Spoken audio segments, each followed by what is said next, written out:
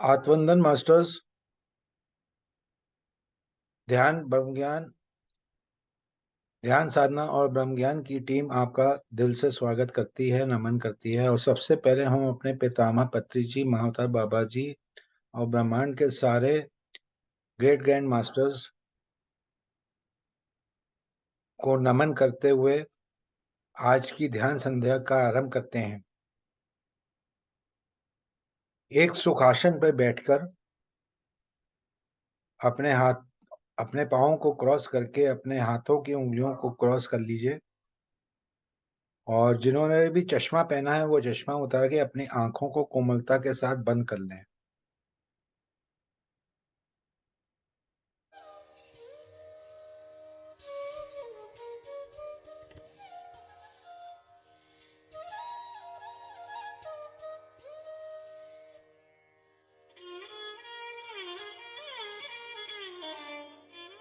सिर्फ सांसों के साथ हम अपना ध्यान अपनी नासिका पर लेके आएंगे और अंदर आती सांस और बाहर जाती सांस पर ध्यान रखेंगे।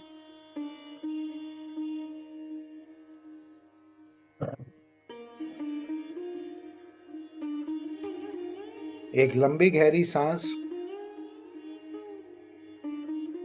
नाक द्वारा लेंगे और कुछ क्षण रोकेंगे और मुंह से बाहर आने देंगे।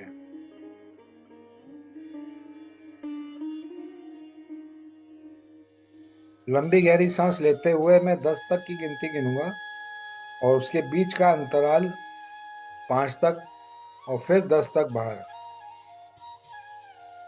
एक लंबी गहरी सांस 1 2 3 4 5 6 7 8 9 10। एक छोटा सा अंतराल 1 2 3 4 5। अब नाक द्वारा सांस को बाहर निकालेंगे। 1 2 3 4 5 6 7 8 9 10। कुछ देर का अंतराल 1 2 3 4 5। फिर एक लंबी गहरी सांस नाक द्वारा लेंगे। 1 2 3 4 5 6 7 8 9 10। कुछ क्षण रोकेंगे। 1 2 3 4 5। अब नाक द्वारा सांस को बाहर आने देंगे। 1 2 3 4 5 6 7 8 9 10। अब अपना ध्यान हम प्राकृतिक सांसों पे रखेंगे। फिर अंदर आती सांस, कुछ देर अंतराल और बाहर जाती सांस।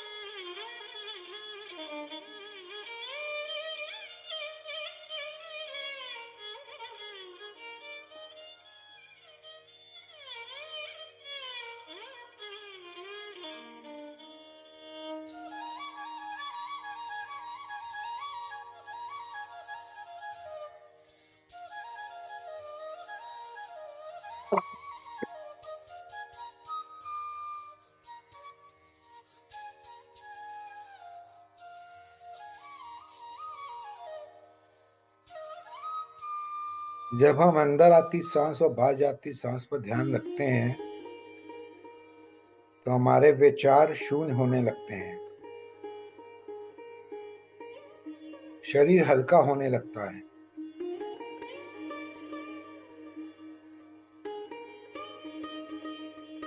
कोई मंत्र नहीं, कोई तंत्र नहीं, कोई जाप नहीं, सिर्फ सांसों के साथ।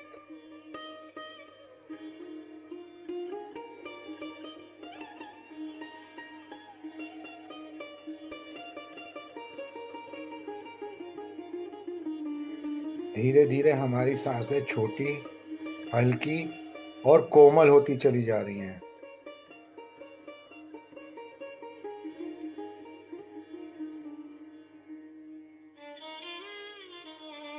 और हम गहरी शांति में प्रवेश करते चले जा रहे हैं।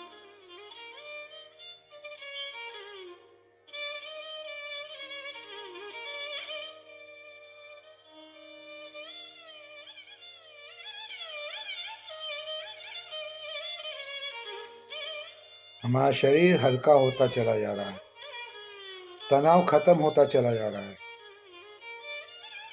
मन शांत होता चला जा रहा है। एक लंबी शांति में हम प्रवेश करते चले जा रहे हैं और अपार ऊर्जा हमारे ब्रह्मस्त्र से हमारे सहस्त्रार चक्र होते हुए हमारे संपूर्ण शरीर में प्रवेश कर रही है। उस ऊर्जा को महसूस करिए मास्टर्स।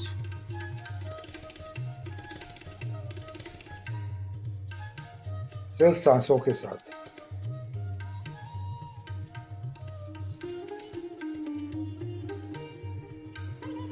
अंदर आती सांस, बाहर जाती सांस और सांसों के बीच का अंतराल, हमारा ध्यान उस अंतराल पे, छोटा सा छोटा सा प्यारा सा कोमल सा अंतराल।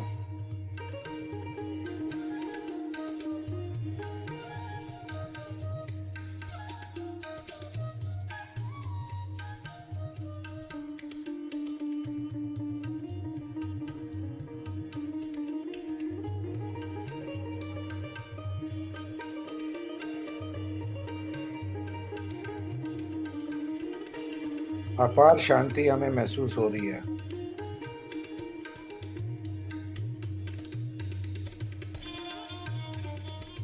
हमें विचार शून्य हो चुके हैं, हम वननेस की स्थिति में आ चुके हैं।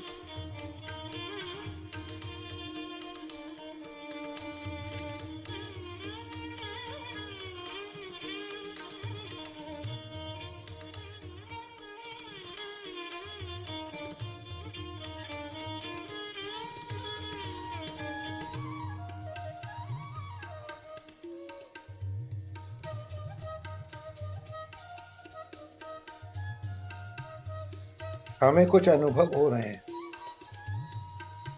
उन अनुभवों पर ध्यान दीजिए मास्टर्स। वो हमसे कुछ कहना चाह रहे हैं।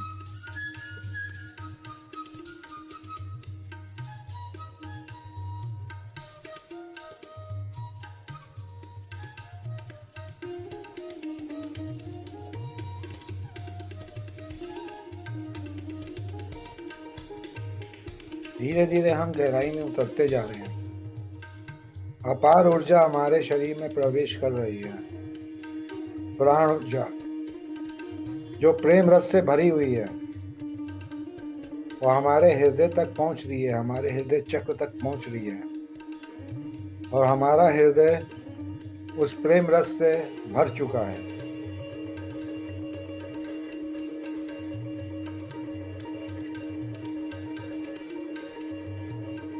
चित्त प्रसन्न हो चुका है, आत्मा आनंदमय हो चुकी है।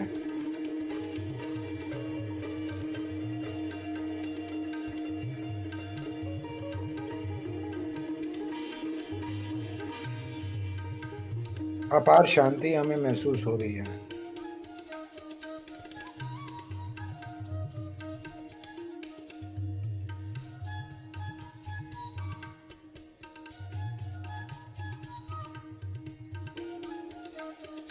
हम और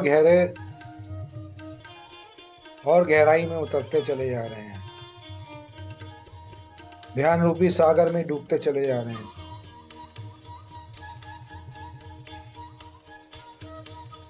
हमारी आत्मा परमानंद को प्राप्त हो रही है,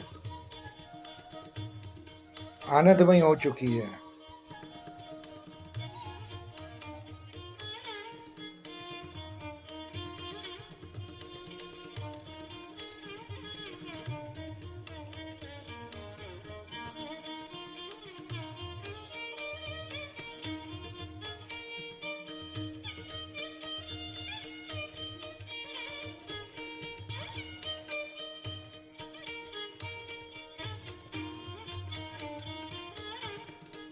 आखिरी 5 मिनट मास्टर्स। अपनी चेतना को भौतिक शरीर में आता हुआ महसूस करिए मास्टर्स।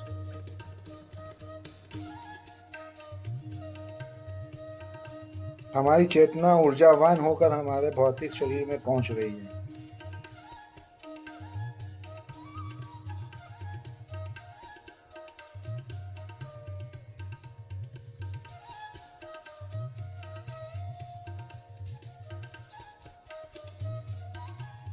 पहुंच रही है,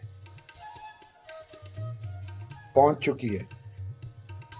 हमारी चेतना हमारे भौतिक शरीर में पहुंच चुकी है।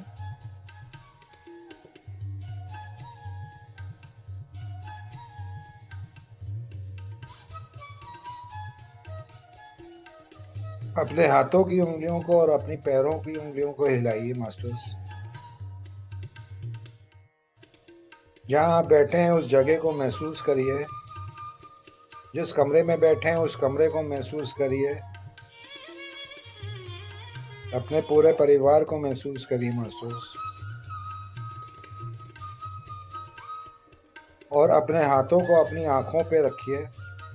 आंखों पे उस ऊर्जा को महसूस करिए।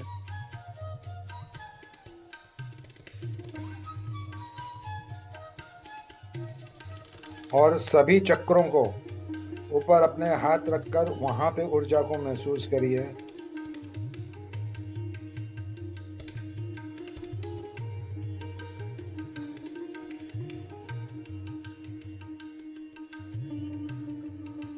जिस ऑर्गन में ज्यादा ऊर्जा की जरूरत है वो ऊर्जा वहां पहुंच रही है मास्टर्स। जिस चक्र को ज्यादा ऊर्जा की जरूरत है वो चक्र आपके हाथों से ऊर्जा वहां पे पहुंच रही है।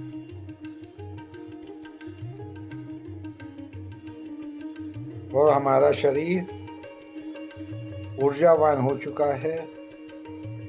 वहां के ब्लॉकेजेस खुलते चले जा रहे हैं और हमारा शरीर स्वस्थ हो चुका है। अब अपने हाथों को अपने आंखों पे रखें।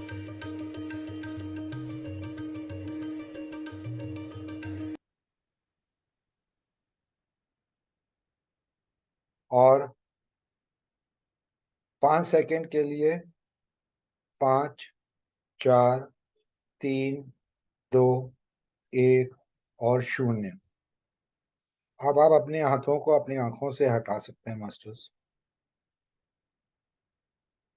आप सभी का मैं आशीष भाटिया धन्यवाद करता हूं कि आपकी वजह से आज एक अच्छा ध्यान हमने किया है।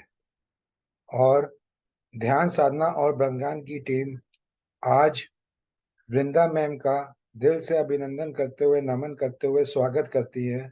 और उनसे रिक्वेस्ट करती है कि मैम आइए, आज का सेशन शुरू करिए।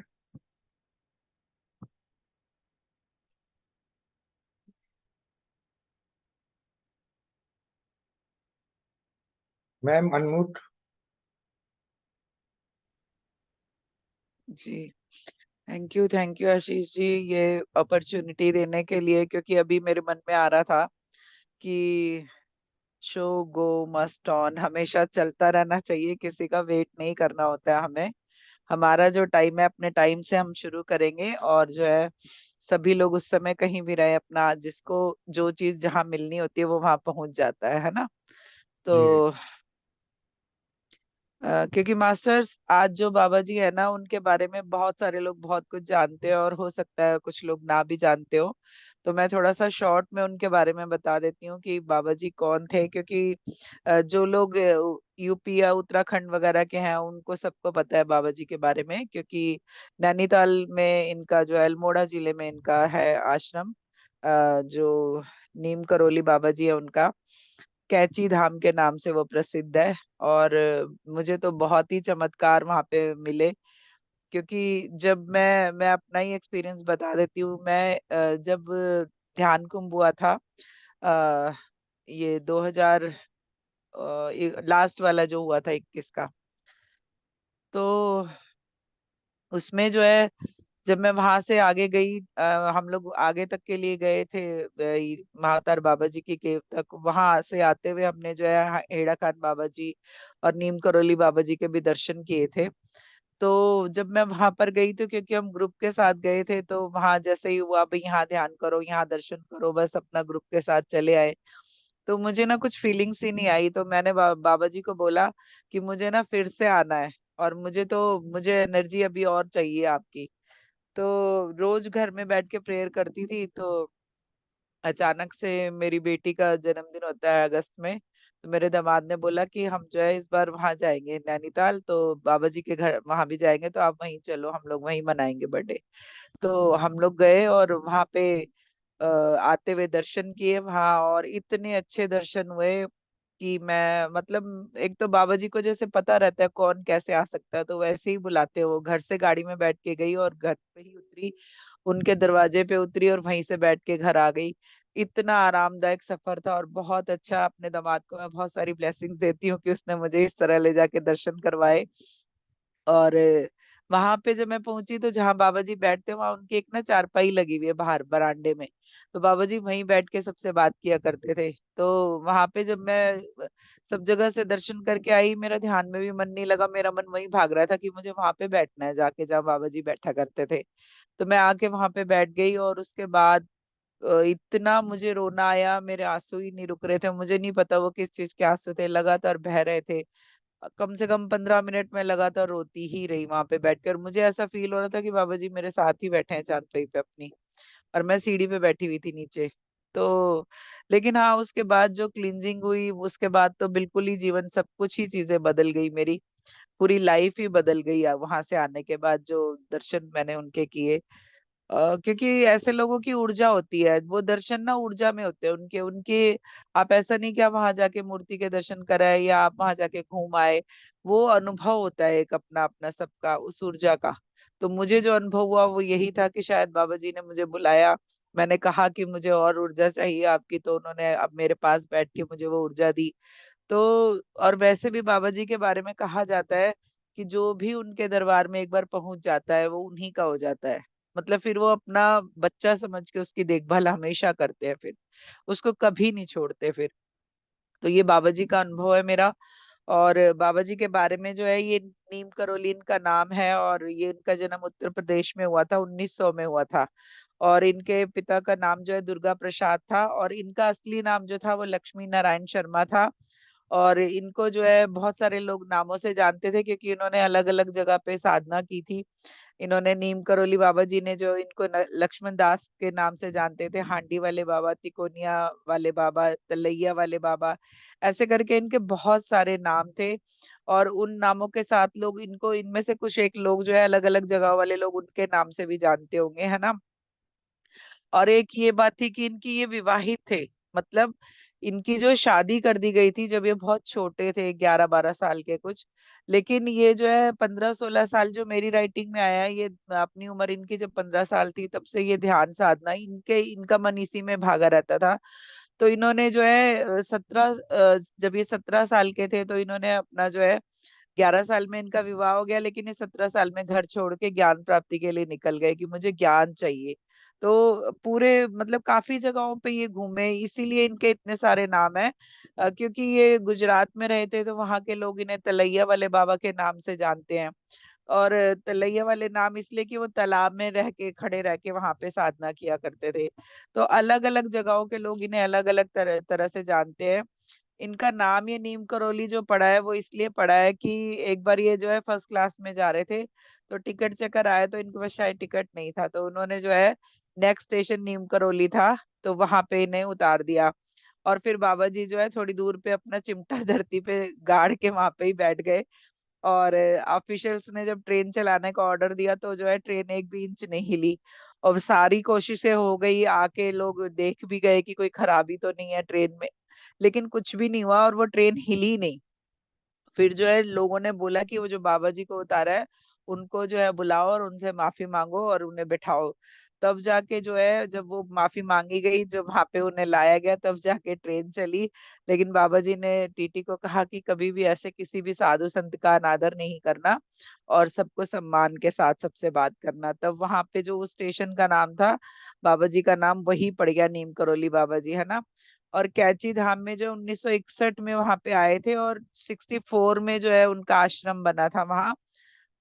इनकी जो समाधि है वही पंतनगर में है, कहते हैं समाधि स्थल नैनीताल के पास पंतनगर में है। लेकिन बाबा जी की खासियत यही है कि वो जो है किसी को भी वापस नहीं करते खाली हाथ, है ना। और कुछ लोग इन्हें हनुमान जी का अवतार भी मानते हैं।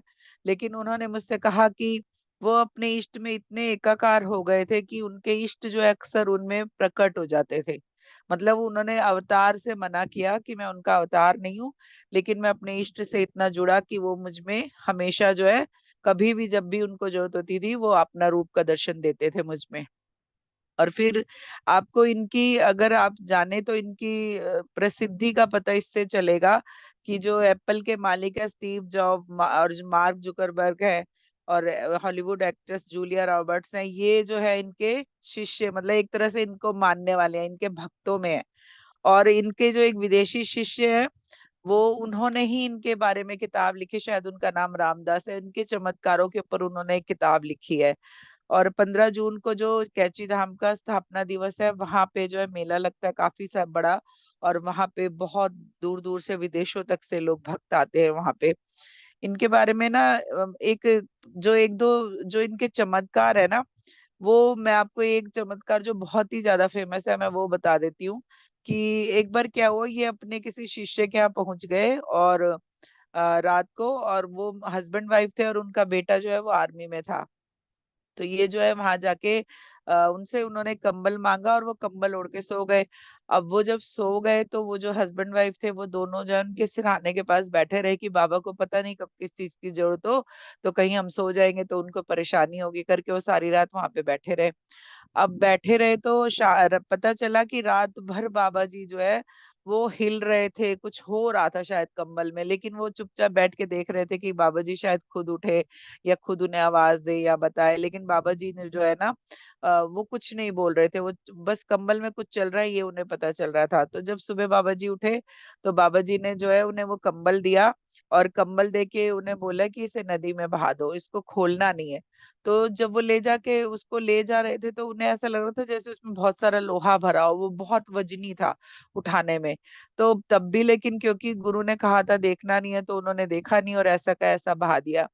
1 महीने बाद उनका बेटा जो है वो फ्रंट से जब वापस आया, तो उसने बताया कि एक रात जो है जहाँ पे वो था वहां जो है शत्रुओं ने बहुत सारी गोलियां बरसाई, और उसके बहुत सारे साथी उसमें मारे गए, लेकिन इत्तेफाक से उसे एक भी गोली नहीं लगी।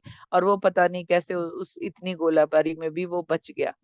तब पता चला कि उस रात जो है बाबा जी ने वो सारी गोलियां अपने कंबल में समेट ली थी, और जो है उसकी जान बचाई थी। तो बाबा जी ऐसे चमत्कारी थे, उन्हें कंबल वाले बाबा जी भी कहते हैं। और इनके जो कैची धाम में ज्यादातर जो है इनके शिष्य ने कंबल ही चढ़ाते हैं, और कंबल लेके जाते हैं, और कंबल जो है वहां पे उनका जो वो है स्वरूप उस पे चढ़ा के और आपको वापस कर दिया जाता है। तो वो कंबल का ऐसा इनका है कहानी। इनके जो है 2 बेटे हैं और एक बेटी। 2 बेटों में से एक बेटा शायद अभी नहीं रहा है। और उनके जो एक बेटे हैं वो भोपाल में रहते हैं, और जो छोटे वाले थे वो रेंजर पे थे, वो शायद उन्हीं का निधन हो गया है। तो इनका जो बाबा जी ने जो इनका क्या कहते हैं, देह त्याग करना बोलते हैं, तो वो 11 सितंबर 1973 को वृंदावन में किया था। और इनका वृंदावन में भी आश्रम है, और वहां पर जो है ज्यादातर विदेशी ही लोग आते हैं।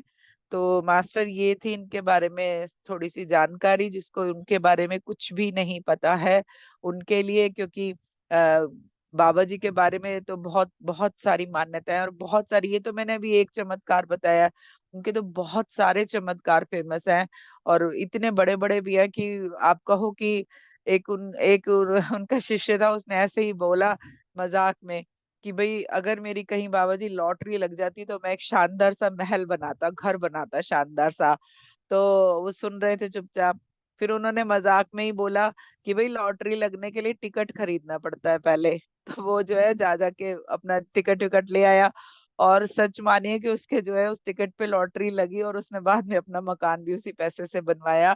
तो इस तरह के उनके बहुत सारे चमत्कार हैं। मास्टर कभी भी किसी गुरु को उनके चमत्कारों के लिए, वो क्योंकि मेरे राइटिंग में बहुत सारे लोगों ने बताया है ये मास्टर्स ने, कि वो जो है चमत्कार नहीं करते हैं, वो अपने शिष्यों का भला कर रहे होते हैं, अपने शिष्यों की मदद कर रहे होते हैं। उनकी मंशा चमत्कार दिखाने की कभी से नहीं होती है, वो सिर्फ अपने शिष्यों के लिए काम कर रहे होते हैं। जो शिष्य को अच्छा लगे या जिसमें उसका भला हो वो करते हैं, और वो हम जो है उसे चमत्कार के रूप में मान लेते हैं। तो ये बाबा जी का थोड़ा सा जीवन यात्रा थी उनकी।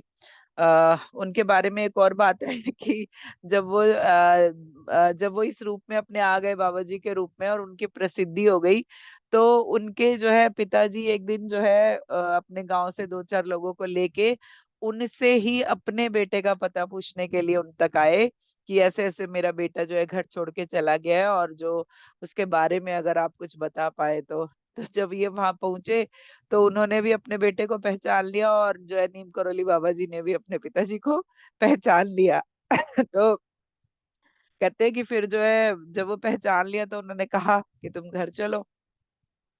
तो इन्होंने अपने बड़ों की बात इस हद तक मानी कि वो उनके साथ घर चले गए वापस।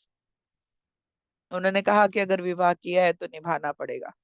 तो फिर ये घर आ गए, इन्होंने घर गृहस्थी के साथ ही अपनी ये यात्रा रखी।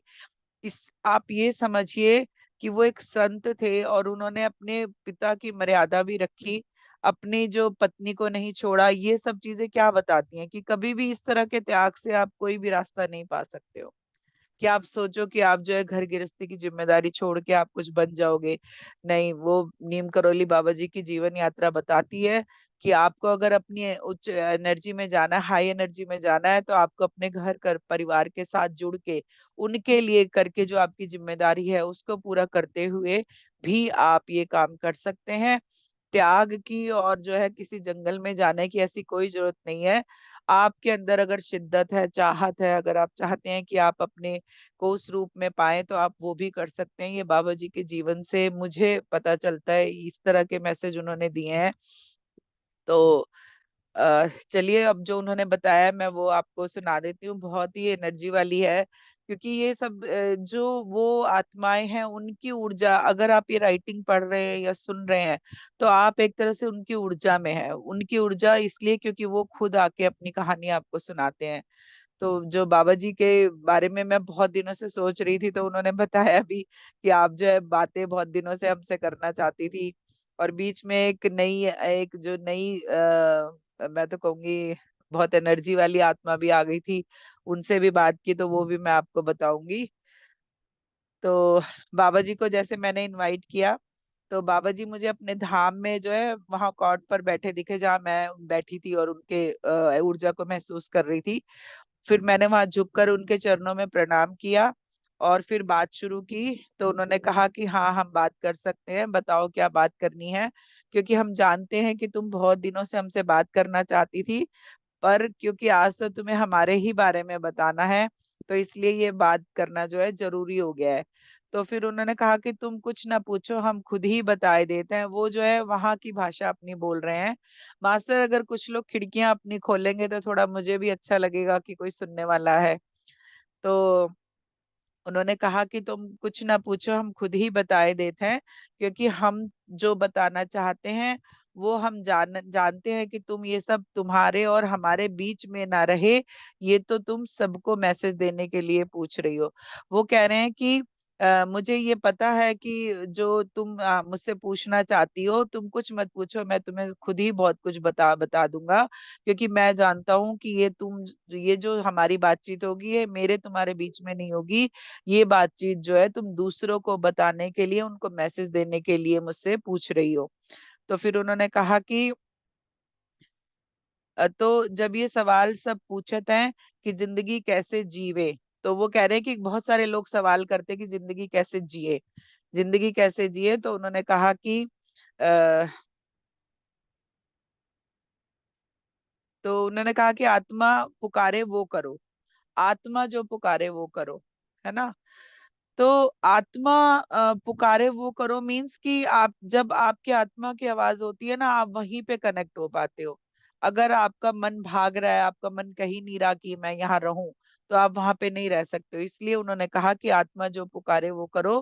क्योंकि कभी कभी आत्मा की तो पुकार होती है, पर आप मानव रूप में जो धरती पर जन्म भवो वह ना बिसरावो। तो वो कह रहे हैं कि अगर आत्मा आपकी अभी पुकार रही है कि नहीं, मुझे तो ये सब छोड़ के मुझे तो जंगल में जाना है, तो फिर आपको याद रखना चाहिए कि आप जिस रूप में मानव रूप में आए हैं, जिस नाम के साथ, जिस कर्तव्यों को जिनको लेके आप आए हैं, अधिकारों को लेके आए हैं, वो आपको पूरा करना जरूरी है।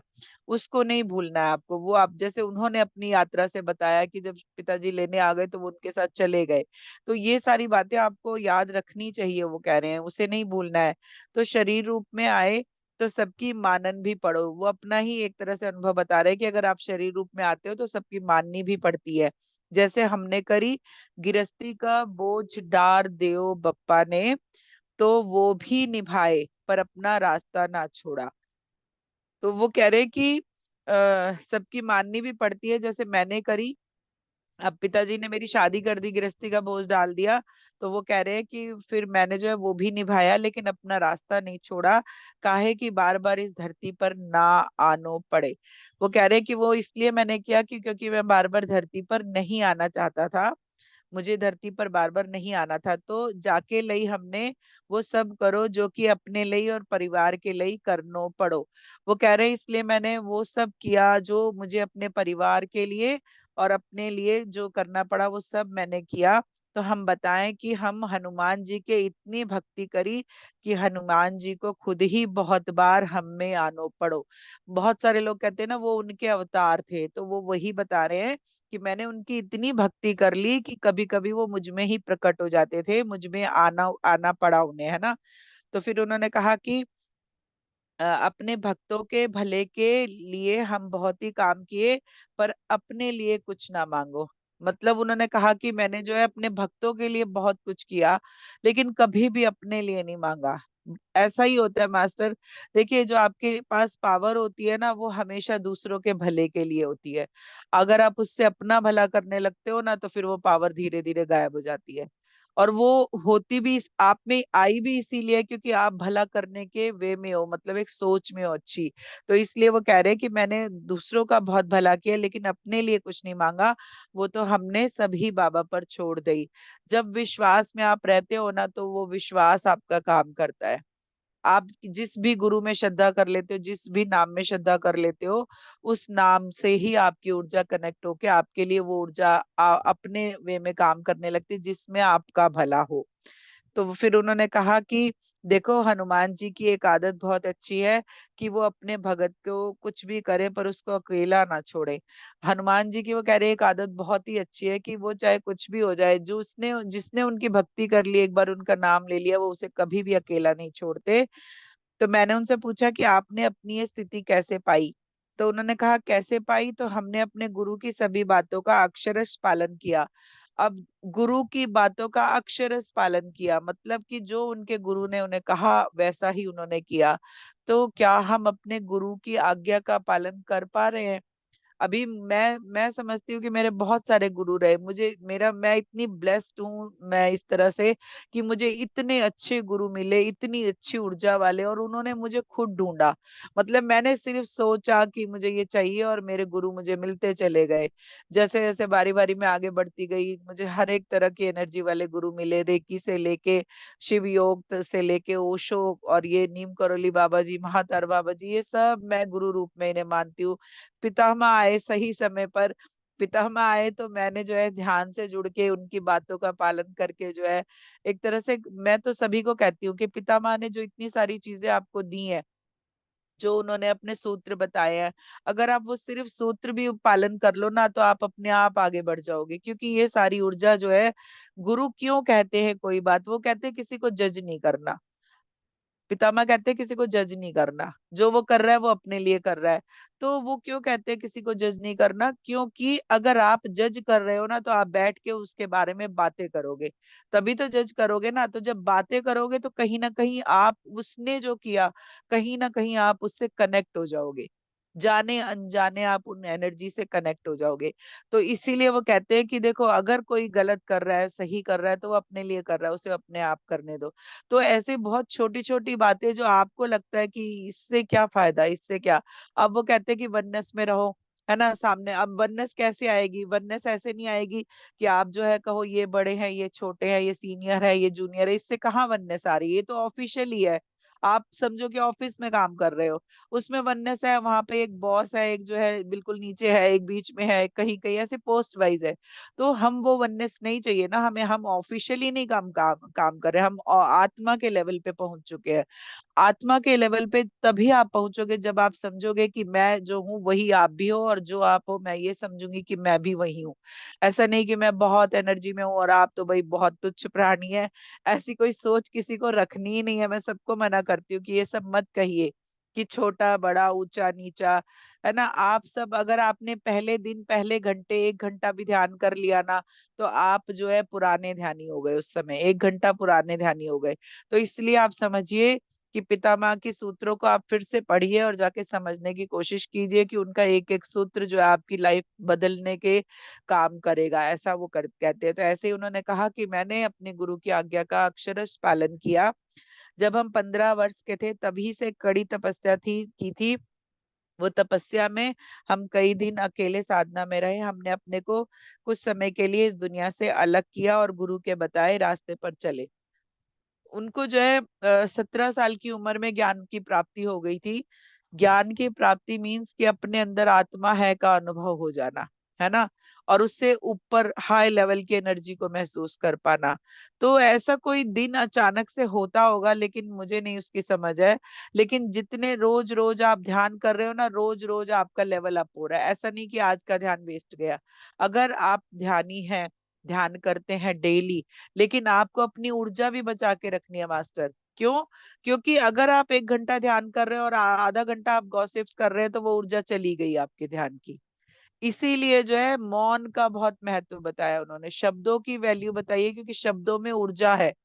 आप वो ऊर्जा कैसे बना रहे हो? अगर आप अच्छे शब्द बोल रहे हो, पॉजिटिव बोल रहे हो, तो आप एक अच्छी ऊर्जा क्रिएट कर रहे हो। लेकिन अगर आप थोड़ा भी नेगेटिव बोल रहे हैं, अगर आपके इस तरह के, जैसे मैंने कहा, हम लोग बैठ के फोन पे एक दूसरे से यही बातें करते, इसने किया, उसने वो किया, उसने ऐसा कहा, तो ये हम एक जो है नेगेटिव ऊर्जा क्रिएट कर रहे हैं। और उस नेगेटिव ऊर्जा से आपके ध्यान की ऊर्जा भी प्रभावित होती है, उससे आप फर्क पड़ता है उसमें। इसीलिए जो है आपको ज्यादा गॉसिप्स नहीं करनी है, काम की बातें करिए और उसके बाद अपने काम में लग जाइए। अगर कोई रोज रोज आके आपके साथ इस तरह की बातें करता है, तो उसको भी ध्यान में बिठाइए कि आइए ध्यान करते हैं थोड़ी देर। तो अगर वो ध्यानी होगा, आने वाला होगा, तो ध्यान करेगा, नहीं तो कहेगा अच्छा चलो ठीक है, मेरे को काम है, मैं काम करके बाद में आता हूँ, है ना। तो इस तरह से आप कर सकते हैं। क्योंकि देखिए, आप किसी को मना नहीं कर सकते कि मेरे घर में बैठ के ये बातें मत करो। बहुत बार होता है, नहीं बोल पाते हैं ना, ऐसे कुछ रिश्ते होते हैं, ऐसे जानने वाले होते हैं। तो मैंने अपनी लाइफ में एक नियम बनाया हुआ था कि मैं किसी के बच्चों के बारे में बात नहीं करती थी कभी भी। अगर कोई कहता था ना ऐसे वैसे ये वो, तो मैं कहती थी मेरे साथ ये बातें मत कीजिए। क्योंकि हम लोग क्या करते हैं, हम गॉसिप्स कर रहे होते हैं, कुछ किसी ने एक लाइन कही, अगला जो है 2 लाइन जाके दूसरे को बताता है, वो दूसरा जो है 4 लाइन करके तीसरे को बताता है। तो धीरे धीरे जो है वो एक पूरी रामायण बन जाती है उसकी। तो इसलिए हमें ये काम नहीं करना है मास्टर। आप किसी के लिए भी इस तरह की बातें, आप चाहे तो आप साफ मना कर सकते हैं। और अगर नहीं कर सकते तो आप बोलिए कि चलिए ध्यान का समय है, थोड़ा ध्यान कर लेते हैं, है ना। तो आप इस तरह से अपने को, ऊर्जा को अपनी, अगर ध्यान की यात्रा में अपनी चलना है, आत्मा की यात्रा पे चलना है, तो बेदाग चलना है। किसी तरह की कोई इस तरह की एनर्जी नहीं लेके जानी है। वो एनर्जी जो कहते हैं ना कि हम यहाँ आए हैं तो कुछ लेके नहीं जाएंगे। पहली बात तो देखिए कि जब किसी की डेथ होती है तो क्या कहते हैं, उनका निधन हो गया, है ना। अब निधन हो गया में ही एक सेंटेंस है पूरा, कि अब उनके पास कोई धन नहीं रहा, वो निधन जाएंगे अब यहाँ से। तो धन रूपी जो आपका जो वैल्यू क्या जाएगी, आपकी आत्मा ने जो धन कमाया वो जाएगा, बाहरी धन कुछ नहीं जाएगा। तो जब वो आपको वो शब्द ही बता रहा है कि आपको जाना कैसे है यहाँ से, है ना, तो आप समझिए कि जब वैसे ही जाना है, तो आपको ये कभी कभी ये सेंटेंस बोला जाता है ना कि कुछ लेके नहीं जाएंगे। तो हम लोगों को लगता है कुछ लेके नहीं जाएंगे मतलब ये टीम टाम लेके नहीं जाएंगे जो बना रखा है। लेकिन वो कुछ लेके नहीं जाएंगे मीन्स कि आपको, अगर आपको अपनी मोक्ष की यात्रा पे जाना है, तो कुछ भी लेके नहीं जाना है। मतलब वो भी थॉट और जो आप क्रियाकलाप कर रहे हो, जो कर्म कर रहे हो, वो भी नेगेटिव वे में नहीं लेके जाने हैं आपको। आपको अच्छा ही कुछ लेके जाना है। जैसे बेदाग आप वहां से अलग हुए थे, वैसे ही बेदाग आत्मा जाएगी। इसलिए जो है बहुत सारे जन्म आपके लगते हैं साधु संतों ऋषि मुनियों के रूप में आने के बाद भी आपकी वो एनर्जी क्लीन नहीं होती है। वो भी बहुत सारे जन्मों के बाद जब वो क्लीन होती है, तब जो है मोक्ष की प्राप्ति होती है। तो ऐसा नहीं कि इस जन्म में आप आए हैं तो आप पहले ध्यान ही नहीं रहे हैं, नहीं। जो भी लोग, मेरी अभी मैंने एक राइटिंग की है, उसमें आया है कि जो भी लोग ध्यान में हैं, वो कहीं ना कहीं से धरती पर जो है सेवा के लिए आए हुए हैं। जितने भी लोग ध्यानी है, अब ये सोचिए कितनी बड़ी संख्या में बाहर से लोग आए हुए हैं धरती पे, धरती की ऊर्जा बढ़ाने के लिए। तो हम सभी लोग जो है, मैं कभी पढ़ूंगी वो, कि हम कौन किस ग्रह से आए हैं और क्यों आए हैं यहाँ पे, ये सब उसमें बताया हुआ है। तो आप सभी लोग अपनी ऊर्जा को इस तरह भी बचा के रखिए कि किसी की गॉसिप्स नहीं करनी है आपको, किसी के बारे में पीछे कोई बात नहीं करनी है ना। तो फिर वो यही बता रहे हैं कि उन्होंने जो है वो साधना में अकेले अकेले साधना में रहे, और वो जो है 15 बरस में घर से गए थे, और 17 बरस मतलब 2 साल उन्होंने इसी तरह की साधनाएं और ध्यान किया है। फिर उन्होंने बताया हमने अपने को कुछ समय के लिए इस दुनिया से अलग किया और गुरु के बताए रास्ते पर चले। हम कहें कि शरीर से लेके दुनिया का मोह भी हमने छोड़ दिया, क्योंकि यही तो परीक्षा है आपकी, है ना। आपकी यही परीक्षा है कि आप जो है शरीर रूप में क्या क्या काम कर रहे हो। आपकी आत्मा, अब आप बहुत सारे लोगों को अपना सोल पर्पस नहीं पता है। बहुत सारे लोग उस सोल पर्पस पे अनजाने में काम कर रहे हैं, कि उन्हें लगता है मुझे ये करना है, अंदर से आता है वो, तो वो कर रहे हैं। जैसे अभी अभी भाटिया जी ने ध्यान का ये सेशन शुरू किया, हो सकता है उनका पर्पस यही हो लोगों को ध्यानी बनाना। अब मेरा पर्पस है उस राइटिंग को, जो लोग जिसको नहीं सुन पाते उनसे सुन के बातें मैं आपको बता रही हूँ, मेरा यही पर्पस है। हो सकता है आगे पर्पस बदल जाए, जब आप एक पर्पस पूरा कर लेते हो तो दूसरा पर्पस आपके आगे आता है, क्योंकि हर आत्मा एक नहीं बहुत सारे पर्पस कई बार लेके आती है। आप अपने बचपन से लेके आज तक जाने अनजाने अपने उन पर्पस में से कई पर्पस पूरे कर चुके हैं। लेकिन जो आत्मा का पर्पस है ना, वो पर्पस आपको ध्यान में मिल सकता है। आप ध्यान में पूछ सकते हैं, बैठिए ध्यान में और ध्यान में पूछिए मास्टर्स मुझे अपना सोल पर्पस जानना है, और सोल पर्पस आपको दिया जाएगा या आपको बता दिया जाएगा। तो आपको जैसे आप ध्यान करें कुछ दिन में पता चलेगा कि आपको जो है वृद्धाश्रम में जाके सेवा करनी है, तो शायद आपकी सोल का वो पर्पस होगा, तो आपको इंट्यूशन आएगा, आपको लगेगा मुझे ये काम शायद करना है, तो आप वो काम कर रहे होंगे। तो ऐसा नहीं कि कोई शब्दों में आके बता देगा, लेकिन हाँ कहीं ना कहीं आपको लगेगा कि शायद मेरे लिए ये काम है। तो इस तरह से अपने पर्पस को आप सभी लोग जान सकते हैं। पहले मैं जब राइटिंग मेरे बारे में सबको पता चला तो लोग बोलते थे, ये सबके साथ एक ही सवाल होता था कि मेरा सोल पर्पस जान के मुझे बताइए आप, है ना। तो अब मैंने कहा यार इसके लिए आप क्यों पेमेंट करते हो, आप लोग अपने आप जानिए ना, इसके लिए फीस देने की कोई जरूरत नहीं, आप खुद जान सकते हैं ध्यान में बैठ के। ध्यान में बैठ के मास्टर आपके सब सवालों का जवाब मिलेगा, आपके बारे में आपकी आत्मा सब कुछ आपको बताने को रेडी है, लेकिन आप जानने को कितना तैयार है वो उसका वेट कर रही होती है ना। तो फिर उन्होंने अब दुनिया का मोह छोड़ दिया, उन्होंने कहा कि मैंने दुनिया का भी मोह और शरीर का भी मोह छोड़ दिया। तो मोह ही तो सबसे बड़ा बंधन है ना। आप किससे किससे मोह करते हैं, वो एक तरह से आप माया में उलझे हैं। मोह क्या होता है, प्यार, और वो प्यार ऐसा अनकंडीशनल नहीं, लगाव जो हद से ज्यादा हो, वो मोह माया है। प्यार तो सभी को करना है, लेकिन जो एक लगाव होता है ज्यादा वाला कि ये मेरा, वो वाला जो एक अहंकार वाला, जो एक जैसे अब कोई बच्चा कहे ये तो बच्चा मेरा है, ये मेरे कहे से चलेगा, ये तो मेरा ही है, ये जो एक होता है ना, नहीं। बच्चे की भी अपनी जर्नी है, चाहे वो छोटा ही है अभी, वो बच्चा आपके घर में आया है अपनी जर्नी लेके आया है। अभी वो 8 साल 10 साल का भी है तो भी उसकी आत्मा जानती है कि उसे क्या करना है, लेकिन हम जो है जबरदस्ती घसीट घटी घसीट के उन्हें अपने रास्ते पे चलाने की कोशिश करते हैं। वो कहता है मुझे म्यूजिक में इंटरेस्ट है मम्मी, मैं म्यूजिक में जाऊंगा। आप लोग क्या कहते हो, नहीं नहीं म्यूजिक में कुछ नहीं रखा, बड़ा स्ट्रगल है, चल तू डॉक्टर बन जा, है ना। तो ये हम जो कर रहे होते हैं ना, असल में हम बच्चे के साथ भी अन्याय ही कर रहे होते हैं, लेकिन अब प्रैक्टिकल होना जरूरी होता है, क्योंकि हमें भी पता है कल बच्चा बड़ा होगा तो उसको एक इनकम ऑफ सोर्स बड़ा वाला चाहिए जिसमें अच्छी इनकम हो सके। तो इस तरह से कई चीजें हम इस जो अनजाने में कर रहे होते हैं। तो इस ये बाबा जी वही बता रहे हैं कि जो आपकी यही परीक्षा है कि आप कैसे मोह माया से दूर निकलते हो, कैसे उस चीज को छोड़ पाते हो। तो कह रहे हैं कि क्या आप आत्मा की उन्नति चाहो या फिर दुनिया में मगन होना चाहो, क्या आप आत्मा की अपनी उन्नति चाहते हैं या आप दुनिया में मगन होना चाहते हैं। दोनों ही ऑप्शन आपके पास हमेशा से रहते हैं। अगर आप उस परमपिता में मगन होना चाहें तो फिर चिंता किस बात की, वो सभी कुछ कर देगा। अब पहले भी उन्होंने बताया कि जो है मैंने अपने लिए नहीं मांगा, मैंने वो सब उन पे छोड़ दिया। अब एक ये विश्वास होता है, जैसे मेरा विश्वास है कि मैं जहाँ पे मेरे लिए लिखा होगा मैं वहां पे जाऊंगी। जहाँ पे नहीं लिखा होगा वो मुझे नहीं भेजेंगे खुद से ही। तो ऐसा ही होता है, बहुत सारे लोग बात करते हैं हमारे सेशन में आ जाइए, यहाँ आ जाइए, मैं नहीं जा पाती हूँ। तो मुझे ये समझ में आती है कि जहाँ पे मेरे मास्टर बोलेंगे कि यहाँ तुम्हें जाना है, मैं वहां जाऊंगी। और वहीं पे उस तरह की एनर्जी वाले लोग शायद है, उनको उस ऊर्जा की जरूरत है, तो इसलिए मैं वहां पे उस सेशन ले सकती हूँ। ये मैंने उन पे ही छोड़ा हुआ है, उन्हें ही बोला हुआ है कि जहां आप कहोगे मैं जाऊंगी।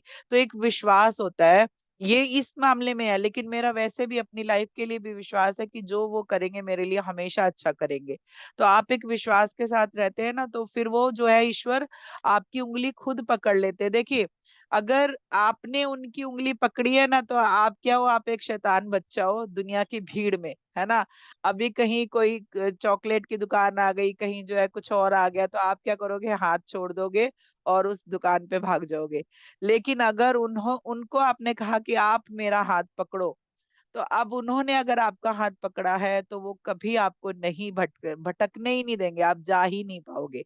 तो आप उनको कहिए कि आप मेरा हाथ पकड़ लीजिए और मुझे इससे पार निकाल दीजिए अब। क्योंकि ये बार बार जो हमारा आना जाना चल रहा है ना, ये बार बार जन्म ले रहे हैं, बार बार आ रहे हैं जा रहे हैं। जो लोग पुनर्जन्म में विश्वास नहीं रखते, उन्हें भी पता होगा कि होता है, लेकिन एक जो होता है ना लॉजिकल माइंड चलता है। लेकिन अध्यात्म में जो है लॉजिकल माइंड को साइड करके ही आप उससे जुड़ सकते हैं। क्योंकि वहां पे जो कुछ है वो विजिबल नहीं है, वो आपको अपने अंतर के मन से ही दिखाई देगा, या अंतर आत्मा से ही आप उसे महसूस कर पाएंगे। बहुत सारी चीजों के आपके पास प्रूफ नहीं होते, अध्यात्म भी उसी तरह का है एक। तो फिर उन्होंने कहा कि इतने देख रहे हैं कि इतने सारे लोगों से तुम बात करती हो, अच्छा है आपको ये गुण इसीलिए दिया गया है जिससे हम सभी आपसे बात करके धरती वासियों के लिए कुछ बता सके। देखिए, अभी मान लीजिए कि आपने जो है 1,000 जन्म लिया, आपके पास इतना सारा ज्ञान इकट्ठा हो गया। अब वो इकट्ठा हो गया ज्ञान, अब जो हम धरती पे आए हुए हैं, आप आए ज्ञानी आत्मा ही है, लेकिन वो ज्ञान आपका जागृत नहीं हुआ, आप उस ज्ञान को समझ नहीं पा रहे हैं। तो वो कैसे जागृत होगा मास्टर, वो ध्यान में आके जागृत होगा। लेकिन अब जागृत हो गया, अब पता चल गया कि आत्मा कुछ है और उसके बारे में जानना बहुत जरूरी है, जीवन कैसे जीना है ये जानना बहुत जरूरी है। क्योंकि आप एक देखिए, मैं मेरे ही पापा का मैं उदाहरण देती हूँ आपको कि मेरे पापा सीए थे। तो उस समय उनके साथ कुछ ऐसा था कि वो बचपन से ही जो है अपने भाइयों को पहले उन्होंने पढ़ाया वढ़ाया, फिर उसके बाद अपने बच्चों को किया, सबकी शादी ब्याह, मतलब भाइयों और बहनों की शादी ब्याह से लेके हम हमारे सबकी शादी ब्याह करने तक। और उन्होंने बहुत प्रॉपर्टी वगैरह बनाई, तो वो सिर्फ कमाने में ही लगे रहे। उन्होंने ना कोई तीर्थ यात्रा की, ना वो किसी मंदिरों में गए, ना उन्होंने भक्ति में समय बिताया। बस वो 5 मिनट सुबह जो है पूजा करते थे अपने ऑफिस में और अपने घर में, और उसके बाद जो है वो सारा दिन बेचारे रात तक 9 साढ़े 9 बजे तक इसी में ही उलझे रहते थे। तो उन्होंने जब उनके जाने के बाद मैंने अभी उनसे बात किया, तो उन्होंने बताया कि उन्होंने जो है अपना आपका जो जन्म एक क्रिएट किया है जाने के बाद, वो हिमाचल के एक मंदिर में, जो देवी का कोई बड़ा मंदिर है, वहां के पुजारी के रूप बच्चे के रूप में वो जन्म लेंगे, पुजारी के बच्चे के रूप में। और फिर उन्होंने कहा कि मैं पूरा जन्म जो है सेवा करूंगा वहां पे, क्योंकि मैंने इस जन्म में कुछ भी नहीं किया है। तो आप समझिए, इस बात से मैं इसलिए उदाहरण देती हूँ उनका, कि अगर आपने बैलेंस नहीं किया दोनों चीजों को, तो आपको एक पूरा जन्म क्रिएट करना पड़ेगा। हो सकता है कि आप ये सब पहले करके आए हैं, लेकिन फिर भी आपको कनेक्ट रहना बहुत जरूरी है। क्योंकि वो जो ऊर्जा आपने पिछले जन्मों में बनाई है ना, उस ऊर्जा से कनेक्शन आपका बार बार करने की कोशिश होती है। अंदर से कहीं ना कहीं आपको दिमाग में मन में कुछ तो ध्यान में आता है कि ये करना है मुझे, लेकिन कभी कभी अपने जो हमारी बिजी शेड्यूल होता है उसकी वजह से हम नहीं कर पाते। लेकिन मास्टर, अपने आप से जुड़ना बहुत जरूरी है। अपना आप कौन है, उस परमात्मा का अंश अपना आप है। अगर आप अपने आप से 10 मिनट ध्यान में बैठ के जुड़ जाते हो, तो आप समझिए उस परम पिता से आप जुड़ जाते हो। तो ये रेगुलर 10 मिनट ही सही, 20 मिनट ही सही, आधा घंटा ही सही, लेकिन करना बहुत जरूरी है। नहीं तो जो है फिर एक पूरा जन्म आपको उसके लिए क्रिएट करना पड़ेगा, जब भक्ति से जुड़ना पड़ेगा। कोई ना कोई आपको दिया जाएगा कुछ। अभी बहुत सारे लोग सिर्फ हवन करते हैं, तो ऐसा नहीं कि वो बेकार कर रहे हैं, उनको ध्यान ही करना है, नहीं, वो भी कुछ ऊर्जा क्रिएट कर रहे हैं। वो उस तरह की ऊर्जा क्रिएट कर रहे हैं जिससे जो है आपके अंदर एनर्जी हो, जो बाहर नेगेटिव एनर्जी है वो हवन पूजन के द्वारा वो सब खत्म कर रहे हैं। कई लोग सिर्फ मंत्र जप करते हैं बैठ के, तो ऐसा नहीं, वो भी खराब है।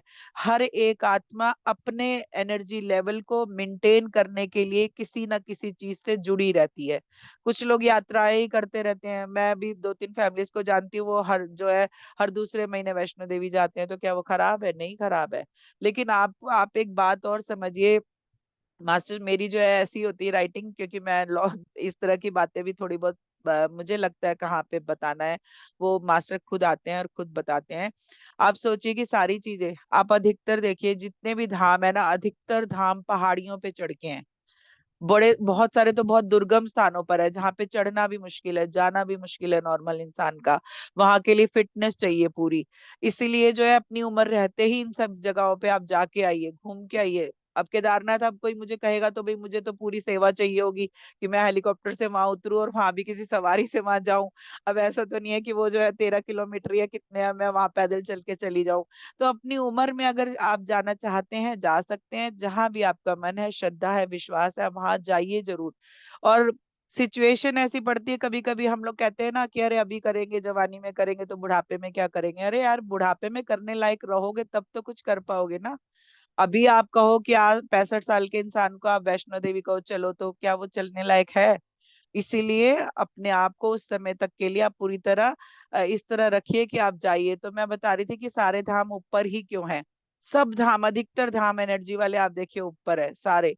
क्यों है? आपको संकेत है, जो आप सब संकेत समझते नहीं है, वो फिजिकली ऊपर बता रहे हैं, लेकिन वो स्पिरिचुअलिटी में देखिए, वो सारे धाम जो है यहाँ ऊपर है।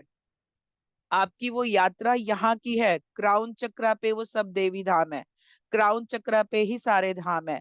आपको अपने नीचे लोअर चक्रा से ऊपर पहुंचने का वो संकेत है कि आप जो है अपनी एनर्जी को इतना अप कीजिए कि वो जो देवी धाम जो आप इतने मुश्किलों से चढ़ के वहां जाते हैं, वो आपको अपने अंदर ही आपको दर्शन हो उसके, और आप उनको दर्शन वहां पे कर पाए। आप जितने भी ध्यानी लोग हैं ना, वो आपको जरूर एक्सपीरियंस बताएंगे कि हम जो है आज वहां गए हुए थे ध्यान में।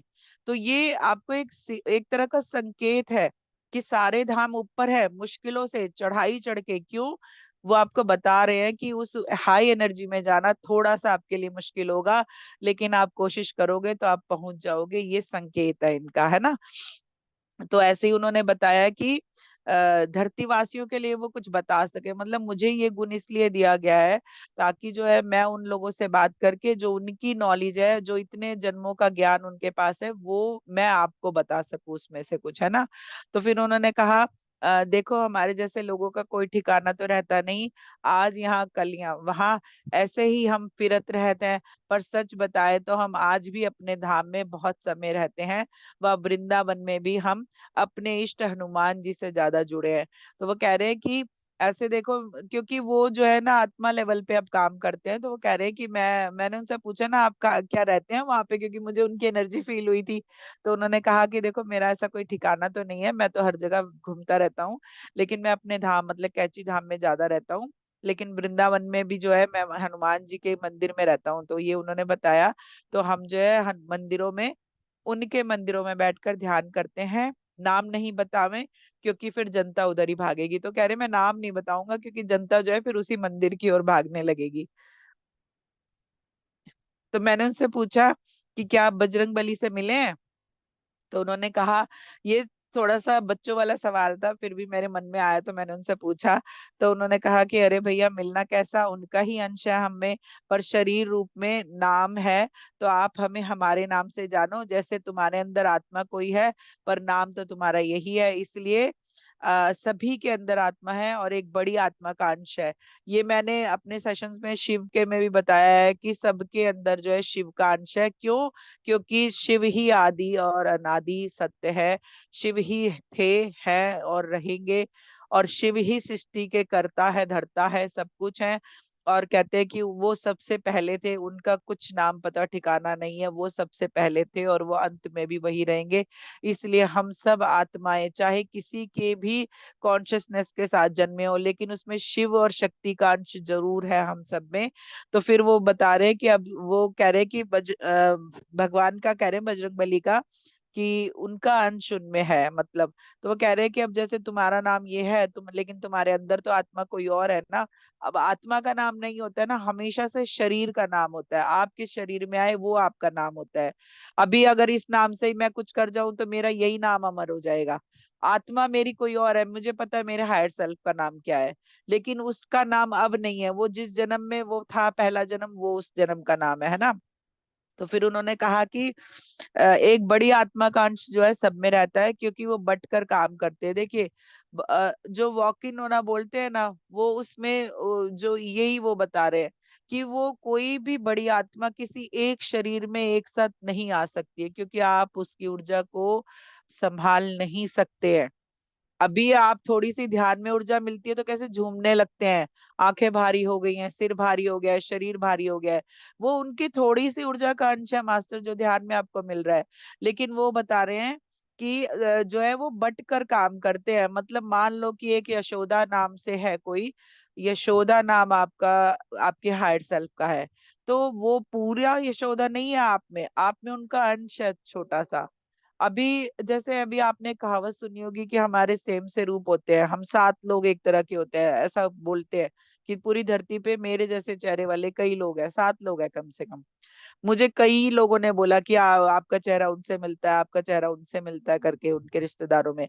तो जो मुझे राइटिंग में मिला वो ये मिला कि जनसंख्या क्यों बढ़ रही है मास्टर, अगर सिर्फ आत्माएं ही आ रही हैं जा रही हैं बार बार, तो जनसंख्या क्यों बढ़ रही है इतनी?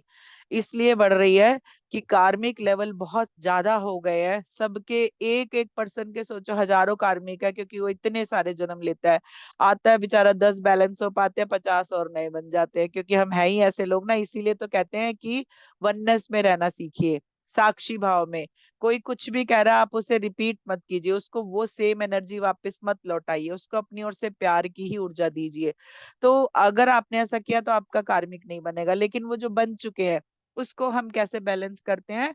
हम अपनी ही कॉन्शियसनेस के 4-5 जगह टुकड़े करते हैं कि हम अलग अलग जन्म लेंगे। जैसे कोई एक कॉन्शियसनेस मेरी यहाँ है आपके सामने, एक मेरी ब्रिटेन में है, एक मेरी सोमालिया में है, ये मैं सच बता रही हूँ, है ना। एक मेरी सोमालिया में है, और एक जो है और भी कहीं है, एक किसी और ग्रह पे भी है। तो ऐसे 7-8 रूप मैंने अपने देखे हैं ध्यान में, जो पता चले मुझे कि मेरी कॉन्शियसनेस कहाँ कहाँ पे है। आप भी ध्यान में ये सवाल कर सकते हैं, आपको भी पता चलेगा। तो अभी क्या हो रहा है, अगर मैं एक रूप में जन्मी थी, अब मैं 7 रूप में जन्मी हूँ। अब ऐसा समझिए कि ऐसे ही सभी लोग, आप सभी लोग अलग अलग जगहों पे अलग अलग कॉन्शियसनेस के साथ हैं। तो इसका मतलब एक आत्मा के 7 रूप लगा लीजिए, तो सातों के फिर कितनी जनसंख्या बढ़ेगी, कितने लोग बढ़ते चले जाएंगे, है ना। तो ये सारी चीजें आपको भी ध्यान में पता चलेगी।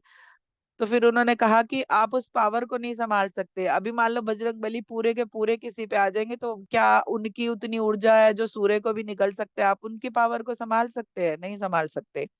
तो कह रहे हैं कि इसीलिए जो है उस ऊर्जा के कंपन को कंपन के रूप में महसूस करते हैं, मतलब वाइब्रेशन को फील करते हैं। आप उनकी वाइब्रेशन को फील कर पाते हैं। तो फिर मैंने उनसे कहा कि आप क्या दोबारा जन्म लेंगे? तो उन्होंने कहा नहीं बच्चा, अभी नहीं। अब तो कलिक अवतार जब होगा तो ही हम उस समय सब आएंगे। अभी थोड़ा सा समय है उस अवतार में, तो सब आएंगे और युग परिवर्तन के साक्षी बनेंगे, जबकि एक साथ सभी दिव्य आत्माएं धरती पर होंगी। वो जो हमारे 8 जो चिरंजीवी है ना, वो भी आएंगे, और सभी मास्टर्स उस समय धरती पर प्रेजेंट होंगे जब कलिक अवतार। कलिक अवतार कहीं भी जन्म नहीं लेगा मास्टर, वो प्रकट होगा। ये मेरी राइटिंग में आया है कि वो शंभाला शंग्रीला जिसे हम बोलते हैं, जो महाअवतार बाबा जी का जो धाम बोला जाता है, उनकी जो है वो जगह है, वहां पर वो अवतार जो आत्मा है वो अभी है।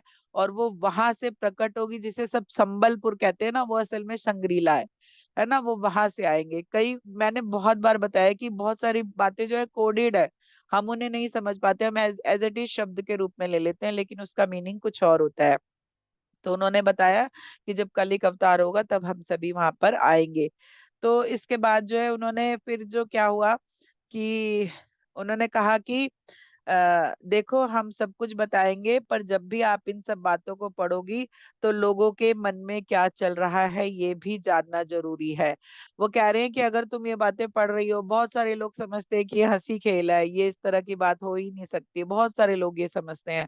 लेकिन मास्टर देखिए, इसीलिए कहते हैं कि लॉजिक हटा के ये चीजें समझनी पड़ेंगी। जब आप लॉजिक हटा के समझेंगे तभी आप चीजों से कनेक्ट हो पाएंगे। तो फिर उन्होंने कहा कि ये जानना जरूरी है कि वो क्या समझ रहे हैं, तो ये आप समझिए कि आप क्या समझ रहे हैं, है ना। तो अब जो है मुझे उस समय जो है बहुत देर से एक आवाज आ रही थी, और वो जो है बागेश्वर धाम वाले बाबा जी थे, क्योंकि मैं जब ये राइटिंग कर रही थी उससे एक दो दिन 3 दिन पहले से जो है मैं उनके बहुत सारे सेशन देख रही थी। और मैं मेरी एक ही प्रार्थना थी उनसे, क्योंकि मैं देख रही थी वो बहुत सारे लोगों के बारे में कुछ कुछ बता रहे थे। तो मैंने उनसे मन में प्रार्थना किया कि बाबा जी, जो आपके साथ वहां पे बैठ के आपसे बात कर पा रहे हैं, उनकी प्रार्थना आप सुन रहे हो, आप उनके लिए बता रहे हो कुछ, लेकिन जो नहीं वहां आ पाते या आप तक नहीं पहुंच पाते, वो कैसे आप तक आएंगे, वो कैसी अर्जी लगाएंगे अपनी, उनके दुख कैसे दूर होंगे। तो कभी भी मास्टर मेरा अपने लिए कुछ भी कहना नहीं होता है, मुझे लगता है औरों को भी मिल जाए या और भी इससे जुड़ पाए, उनके दुख दूर हो जाए, है ना। तो मैं यही सब कह रही थी। तो आप मानिए कि उसके 2 3 4 दिन बाद ही मुझे पता चला कि बागेश्वर धाम से जो है एक वीडियो रिलीज हुआ है, जिसमें जो उन्होंने बताया कि घर में बैठकर आप अपनी अर्जी कैसे लगा सकते हैं, उसका उन्होंने उपाय बताया है। तो मास्टर इतना, मैं तभी कहती हूँ, आप विश्वास करेंगे ना तो मास्टर आपसे पक्का जुड़ेंगे। आप असमंजस में रहेंगे, हाँ नहीं में रहेंगे, तो कहीं भी कनेक्ट नहीं हो पाएंगे, है ना।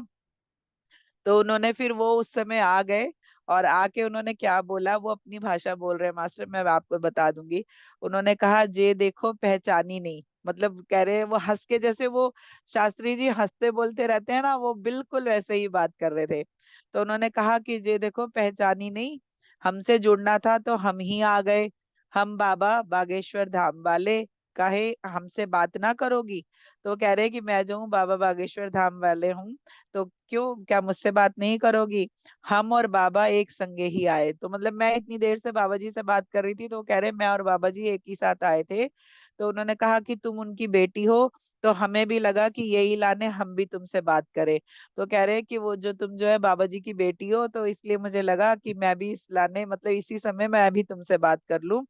तो कह रहे वो, उन्होंने कहा कि हम दोनों तो एक से ही हैं, हम तो कब से बोल रहे थे कि तुम समझी नहीं, ठीक है चलो कोई बात नहीं। क्या तुम्हें भी कोई अर्जी लगानी है। तो उन्होंने फिर मुझसे पूछा, कोई बात नहीं तुम नहीं पहचानी तो, लेकिन क्या तुम्हें भी कोई अर्जी लगानी है क्या। तो फिर मैं ना रोने लगी, क्योंकि मुझे ना वो खुशी के आंसू थे एक तरह से, कि मतलब बाबा जी सुन रहे थे मेरी बात को। तो मैंने उनसे कहा कि मैं जब रो रही थी तब उन्होंने कहा कि ये लो, ये बात भी कोई रो के बोलने वाली है, मतलब मैंने उनसे कहा कि नहीं मेरी कोई अर्जी नहीं है। तो उन्होंने कहा, तो हमने तो तुम्हें उस समय ही चुन लियो जब तुमने कही कि तुम्हें भी हमसे जुड़ना है। तो बाबा जी ने कहा कि मैंने तो तुम्हें उस समय ही चुन लिया था कि जब तुमने कहा कि तुम्हें भी मुझसे जुड़ना है। तो तो काहे ना आते, सबसे बात करी तुमने, हमसे ना करोगी। फिर वो बता रहे कि तुमने तो सबसे बात करी, तो क्या मुझसे बात नहीं करोगी। हम जानत है कि तुम ये सब सबके भले के लिए कर रही हो, तुम्हारा अपना मतलब ना है। तो वो बता रहे हैं कि तुम, मैं जानता हूँ कि ये तुम सब जो है भले के लिए, दूसरों के लिए कर रही हो, तुम्हारा अपना मतलब नहीं है। इसलिए जो लोग निस्वार्थ भाव से सब करत है, उनके लाने हम सब भी खड़े रहते हैं। तो वो कह रहे हैं कि ऐसा है कि जो निस्वार्थ भाव से सब कुछ करते हैं, उनके लिए हम भी खड़े रहते हैं, तो चिंता ना करो, हम हमेशा ही तुम्हारे साथ हैं। तो वो इतना कह के जो है बाबा जी चले गए, और मतलब उन्होंने कहा कि तुम चिंता मत करो, मैं हमेशा तुम्हारे साथ हूँ। फिर मैंने जो है, फिर बाबा जी वो चले गए, फिर ये बाबा जी से पूछा मैंने कि आप संदेश कुछ देंगे क्या सबके लिए। तो जो उन्होंने शब्द बोला है मास्टर, मैं वो आपको बोलूं, वही बोलूंगी, क्योंकि मुझे कुछ चेंज नहीं करना है, लेकिन मैं उसका आपको मीनिंग बता देती हूँ। वो जो है, उन्होंने कहा कि पोंगा पंडितों के पीछे मत भागो, मतलब जिनका आधा अधूरा ज्ञान है उनके पीछे मत भागो। उनका ये मतलब नहीं है कि आप पंडितों के पीछे मत भागो, मतलब जिनका आधा अधूरा ज्ञान है, जिन्हें जो है पूरी तरह से कुछ नहीं आता है, बहुत सारे लोग ऐसे भी आजकल आ गए हैं, जैसे हम कपड़ों में विश्वास रखते हैं ना, बाबा महातार बाबा जी ने कहा है कि कपड़ों पे मत जाओ, इन्होंने हमारे पितामह ने कहा है कि कपड़ों पे मत जाओ, भारी वेशभूषा पे मत जाओ। हम क्या करते हैं, वेशभूषा पे, अगर किसी ने वो पहना है तो मतलब वो डिवाइन पर्सनालिटी है, उसने ये कपड़े पहने हैं। चाहे वो किसी भी धर्म की बात कर लो, हमारा ये फेथ है। और हमें ये भी पता है कि उन कपड़ों के पीछे भी बहुत सारी दुष्ट आत्माएं होती हैं। इसलिए कपड़ों पे नहीं जाना है, बाहरी रूपों में नहीं जाना है। ये बहुत सारे मास्टर्स आपको आके बता चुके हैं कि बाहरी रूप में नहीं जाना है। अभी कोई अच्छा इंसान होगा तो वो इन सिंपल कपड़ों में भी अच्छा इंसान होगा, लेकिन अगर कोई दुष्ट आत्मा होगी तो उसे दुनिया के कितने भी पवित्र कपड़े पहना दो, वो आत्मा वही काम करेगी जो उसको करना है ना। तो वो कह रहे हैं, इसलिए भी कह रहे हैं कि बहुत सारी चीजें देखिए आपकी अपनी ऊर्जा से बहुत सफल होती हैं। तो उन्होंने कहा कि किसी के पीछे ना भागे, जो भी अपनी सहज सरल पूजा है उसे करे। और सबसे अच्छा है कि ध्यान करे, क्योंकि ध्यान से हम सब जुड़ते हैं, तो लगातार ध्यान करें। और वो जो कहना है वो कहे, सब सुना जा रहा है ना। तो वो कह रहे हैं कि आप सब जो है अपनी सहज सरल पूजा करिए, जो आपको आती है, क्योंकि हमेशा परमात्मा जो है वो आपके भावों से जुड़ता है, ना कि आपकी विधियों से जुड़ता है ना। विधि मतलब ऐसा नहीं कि वो विधि मंत्र जप ये सब नहीं, विधि मतलब जो आपको लगता है पूजा में पहले ये करना है, पहले वो करना है, बाद में वो करना था, अरे ये रह गया, अरे ऐसा नहीं कर पाए, इस बारी तो वो छूट गया, तो इनमें मत रहिए। आपने भाव से पूजा की, सब सही है। अगर आपके भाव नहीं है तो आप लाखों रुपए लगा के पूजा कर लो, आपका कुछ नहीं होने वाला है ना। तो उन्होंने कहा कि आप अगर जो पूजा पाठ जो आपको सहज सरल लगे, आप वो पूजा पाठ करिए। और सबसे अच्छा है कि ध्यान करिए, क्योंकि ध्यान से हम सब जुड़ते हैं, मतलब वो आपको बता रहे हैं कि ध्यान में हम सब आपसे जुड़ते हैं, है ना। और लगातार ध्यान करें और जो कहना है वो कहिए। और फिर उन्होंने कहा कि वो सब सुना जा रहा है। इसलिए मैं आपको कह रही हूँ कि ध्यान में बैठ के जो भी सवाल है आप करके बैठ जाइए ध्यान में। लेकिन जब तक उस सवाल का जवाब ना मिले, दूसरा सवाल मत करिए, डेली वही सवाल करिए कि मुझे ये जानना है ना। तो वो कह रहे हैं कि सब कुछ सुना जा रहा है, तुम सब जुड़कर ये जो और फिर वो हम एक जो है सेशन करने वाले थे, फिर उन्होंने उन सब का बताया कि जो है बहुत सारे साधु संत जो है बहुत हमारे चमत्कारी हैं। हम जो है देखिए, दिव्य देव भूमि भारत, ये हमारा जो भारत है ना, वो देव और संतों की भूमि रहा है, ऋषियों मुनियों की भूमि रहा है। हम जो है एक ऐसी ऊर्जा से आते हैं कि जिसका जिसको जो है ना गुरु कहा जाता था भारत को। जगत गुरु है भारत, और वो बनेगा, अब भी बनेगा। और वो कैसे बनेगा, हम सबकी इस एनर्जी से वापस से बनेगा। जब आप सब एक होके ध्यान की यात्रा करेंगे तो भारत वापस से जगत गुरु बनेगा। और वो उसके रास्ते पर भी है। ये आपको राइटिंग्स इसीलिए सुनाई जा रही हैं ताकि आप सब एक हो सके, जुड़ सके, है ना। और देखिए, धर्म की इस पे कोई बात नहीं है, हम हमेशा से आत्मा की बात करते हैं, धर्म शरीर का है, आत्मा का कभी कोई धर्म नहीं होता। आप किसी भी रूप में आते हैं, अगर आपका मन इस ओर भागता है तो आप करिए, क्योंकि यही आपकी उच्च ऊर्जा से जुड़ने की एक विधि है। तो फिर वो बता रहे थे कि आप उन सब के बारे में बताइए सबको, क्योंकि देखिए अभी जो है स्वामी समर्थ के बारे में आपके इधर महाराष्ट्र और गुजरात और ये सब जगह वाले लोग जानते हैं, और उधर यूपी और बिहार ये सब लोग स्वामी समर्थ को नहीं जानते हैं, जबकि वो बहुत डिवाइन पावर है उनकी, बहुत शक्तिशाली आत्मा है वो, है ना। तो इधर वाले लोग उधर वाले लोग के गुरुओं के बारे में नहीं जानते, और इधर वाले उधर के गुरुओं के बारे में नहीं जानते। तो हमारा क्या काम है, हमें उधर जो अनजाने हैं और जो बहुत एनर्जी वाले लोग हैं उनको इनसे सबसे परिचय कराना है, मतलब सारे देश को एक करना है उनकी एनर्जी को बता के। ठीक है। तो वो कह रहे हैं कि ये सब आप बहुत अच्छा कर रहे हैं, आप करिए। तो फिर उन्होंने कहा कि परिवार और घर के साथ ही अपनी यात्रा करें, जो कि शरीर के साथ आत्मा की है। वो हमेशा से ही ये बात कहते हैं मास्टर, कि आप जो है जिस शरीर रूप में आए हैं उसका जो काम है, उसका जो कर्तव्य है वो जरूर करिए। मान लीजिए कि अभी ध्यान का कोई सेशन चल रहा है, लेकिन आपका बच्चा कहता है कि मुझे भूख लगी है, रोटी दो। तो पहले जाके बच्चे को रोटी देनी है, क्योंकि सीता माँ की राइटिंग में ये आया है कि अगर आप ये करेंगी तो आपका वो जो साधना आपने उतने देर की, जितनी देर बच्चा भूखा रहा, वो मान्य नहीं होगी आपकी साधना।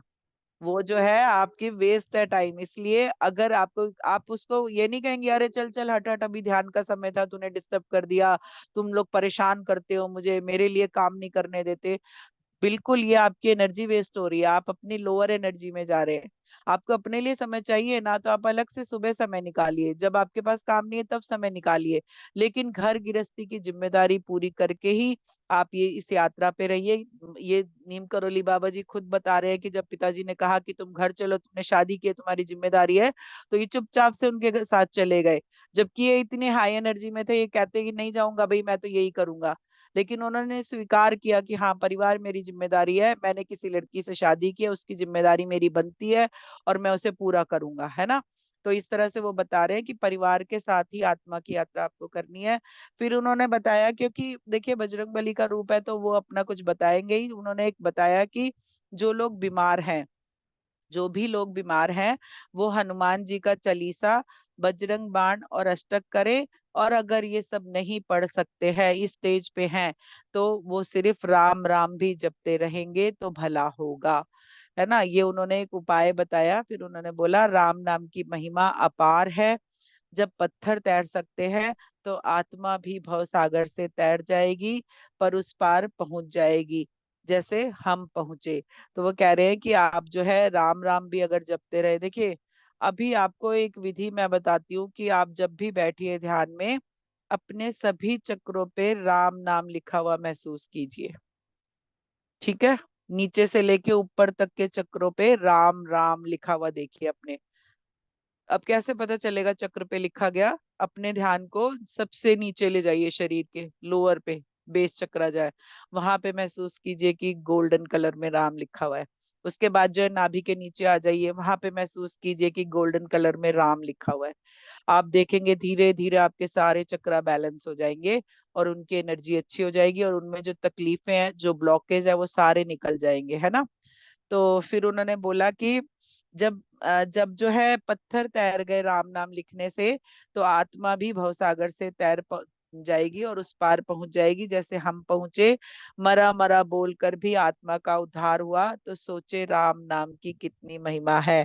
राम असल में, राम का मतलब ही होता है दिव्य प्रकाश। तो इसलिए जब जब आप राम बोलते हो, आप उस एनर्जी से जुड़ते हो।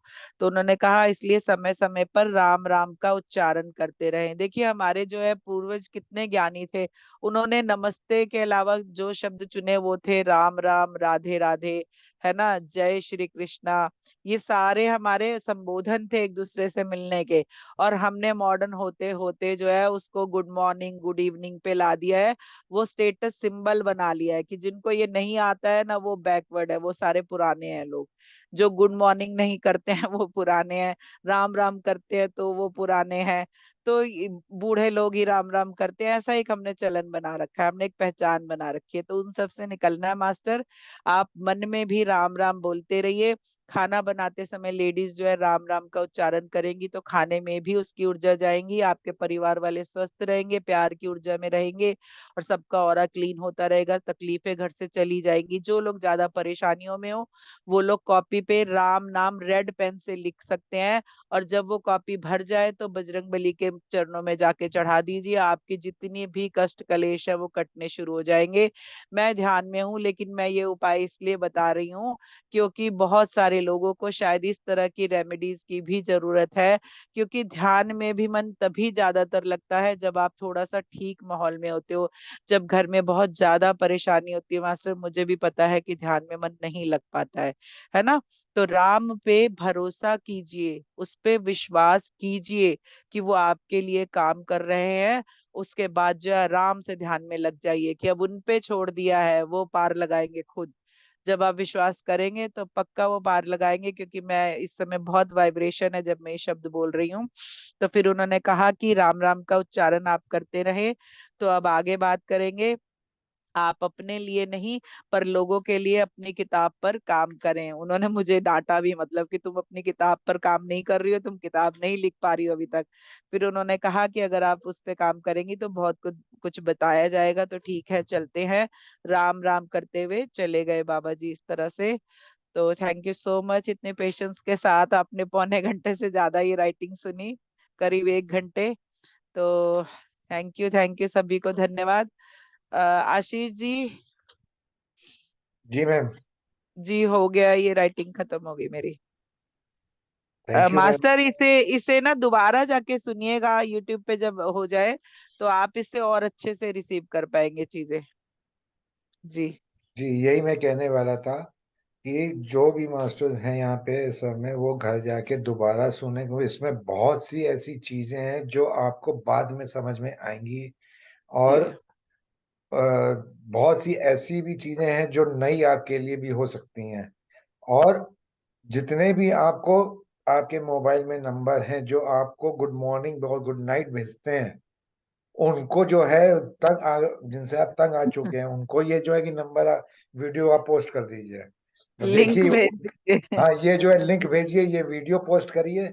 और सब लोग जो हैं, जितने भी हैं, उनको कोशिश ये करिए कि अगले सेशन में कम से कम एक जने को अपने साथ लेके आए। उन्हीं में से ही आपको मिल जाएंगे, आपको ढूंढने नहीं जाना पड़ेगा। उन्हीं में से ही मिल जाएंगे जो आपको परेशान कर रहे हैं, अरे ये तुम क्या कर रही हो, अच्छा ये कर रही हो, अच्छा आ जाओ। बस इस तरह से लेके आप आते जाइए, और देखिए कितनी जल्दी जो है लोग आप झुंड में जुड़ जुड़ जाएगा। तो मैम बहुत मास्टर बढ़िया। देखिए, ये जो है ना, ये हमारी सेवा भी है।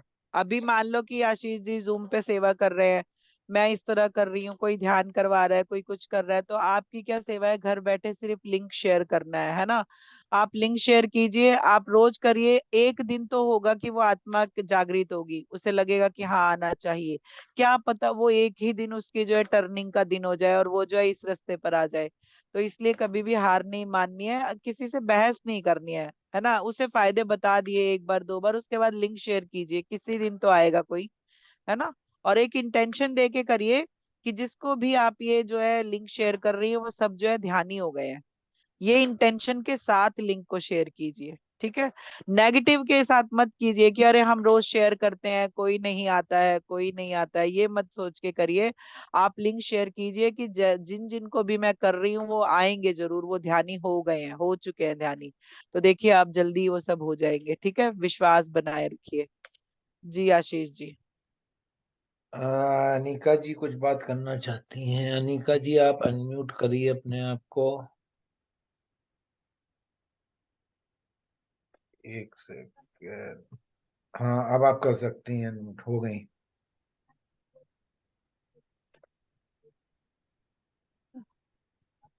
आपकी आवाज नहीं आ रही, आप बोल नहीं रहे कि आवाज नहीं आ रही? आवाज नहीं आ रही। जब भी मैम स्टेटस लगाती हैं, मैं मैम का स्टेटस देख लेती हूँ और फिर फटाफट से ज्वाइन हो जाती हूँ। और मैं इतनी लकी हूँ कि फटाफट से जैसे ही सेशन कोई सा भी शुरू होता है और मैं ज्वाइन हो जाती हूँ, चाहे किसी का भी हो। और मैं ये और पूछना चाह रही थी, हम बच्चों को तो मेडिटेशन नहीं करा सकते, तो उनको ध्यान ध्यान जब हम ध्यान करें तो उनके लिए ध्यान कैसे करें? आप उनको ना एक्चुअली इनवाइट कीजिए, उनकी कॉन्शियसनेस को इनवाइट कीजिए कि मैं जो हूँ आपकी। आप किसी को भी इनवाइट कर सकती हैं। मैं जैसे ध्यान करती हूँ तो मैं अपने बच्चों को, अपने दामाद को, अपने परिवार को, भाई बहनों, सबको इनवाइट करती हूँ कि आप सब आ जाओ ध्यान में। क्योंकि वो हो सकता है इस वे में ध्यान ना कर पाए या ना करे अभी, लेकिन एस्ट्रली वो ध्यान कर रहे हैं, मतलब उनकी कॉन्शियसनेस जुड़ी हुई है ध्यान से। तो धीरे धीरे जो है वो खुद कनेक्ट हो जाएंगे। शुरू में आपको कुछ दिनों तक करना है ऐसा, अगर वो नहीं ध्यान कर रहे तो। लेकिन जैसे ही आपको लगे कि 10 मिनट, आप देखिए ज्यादा कहेंगे तो वो नहीं करेंगे। आप सिर्फ 10 मिनट, बच्चों को 10 ही मिनट बिठाइए कि भाई चलो 10 मिनट। शुरू किया और बस खत्म किया तो वो आप बैठेंगे। आप उनको कहोगे आधा घंटा बैठना है तो वो भागेंगे, फिर नहीं दोबारा आएंगे हाथ, है ना? तो आप जिसको भी ध्यान में लाना चाहते हैं, उन्हें एक्चुअली उनकी कॉन्शियसनेस को इनवाइट कीजिए कि मैं आपकी कॉन्शियसनेस को इनवाइट करती हूँ, आप आइए और हमारे साथ ध्यान कीजिए। और फिर जब ध्यान हो जाए तो फिर उन्हें थैंक यू भी बोलिए, ताकि वो फिर से आए, क्योंकि ग्रेटिट्यूड करना बहुत जरूरी है। यूनिवर्स आपको हीलर बना के भेजा है, आपको सब, आप जितने भी ध्यानी है ना, आप ये सुनिए, क्योंकि मेरी राइटिंग अभी इन्होंने सुनी होगी अनिका ने ना, कि उसमें आया है कि जितने भी हीलर है, जितने भी ध्यानी है, वो सब हीलर है। और वो अपने पूरी जनरेशन को हील करने आए हुए हैं। मतलब वो जो पुराना पैटर्न आपका चला आ रहा है 7 पुश्तों का, वो बीच में आपको भेजा गया है, वो कनेक्शन कट करने के लिए, एनर्जी बदलने के लिए, आगे के 7 पुश्तों के लिए। तो आप एक तरह से अपने आप को भाग्यशाली समझिए कि आप जो इस ऊर्जा से जुड़े। पिता माँ जो है वो हम सबके जो है, मैं तो कहती हूँ एक तरह से बदलाव लाने वाली आत्मा है वो, कि हम इतनी आत्माओं की एनर्जी को उन्होंने चेंज किया। तो उनको भी ग्रेटिट्यूड करिए मास्टर। मैम आवाज म्यूट हो गए आवाज आप। Thank you ma'am. मेरा नाम गरिमा है मैम। हाँ, अनिका मैं मेरी वही बेटी है। सोच रही थी, मैं गरिमा का नाम मैं भूल गई हूँ क्या नाम, मुझे इसलिए कंफ्यूजन हो रहा था। हाँ, मैंने तो अनिका के नाम से ऑन वो जूम क्लास लिया आ, है। गरिमा जो है बहुत हेल्पफुल है। मेरी उसने इतने अच्छे वे में हेल्प की है कि मैं उसकी भेजी हुई कई चीजें अपने स्टूडेंट को शेयर करती हूँ आजकल। वो ऑटो राइटिंग के थ्रू हमारी जो वो है बात है हमारी।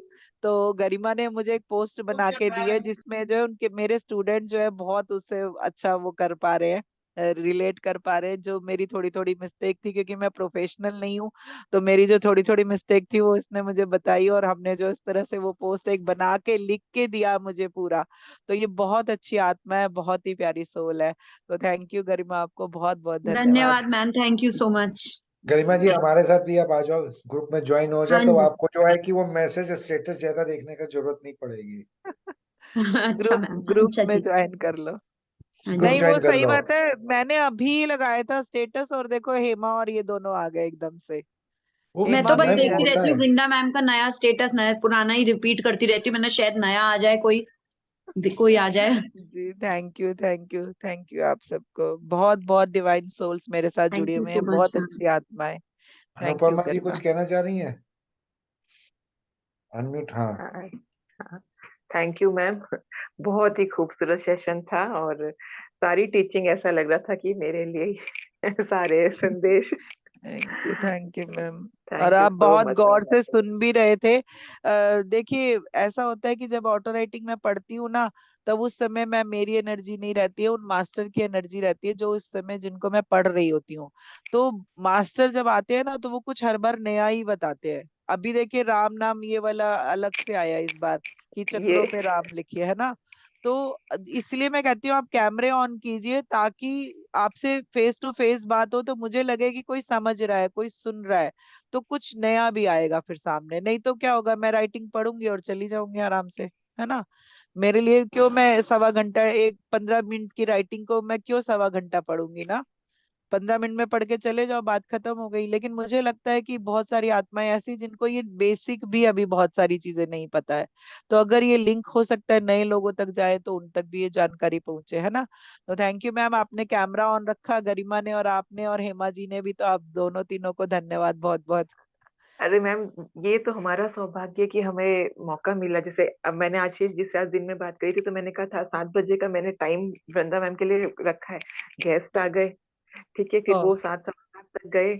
फिर आशीष जी का फोन आया, फिर मुझे एकदम से क्लिक हुआ कि यस, आज तो क्लास है। मैंने फटाफट, एक होता है ना खाना बनाते बनाते, इसलिए उस समय तक वो बंद था। जी लेकिन थैंक यू। सारी जो ये टीचिंग या सारे संदेश थे, वो सब ऐसा लग रहा था कि मेरे लिए ही है।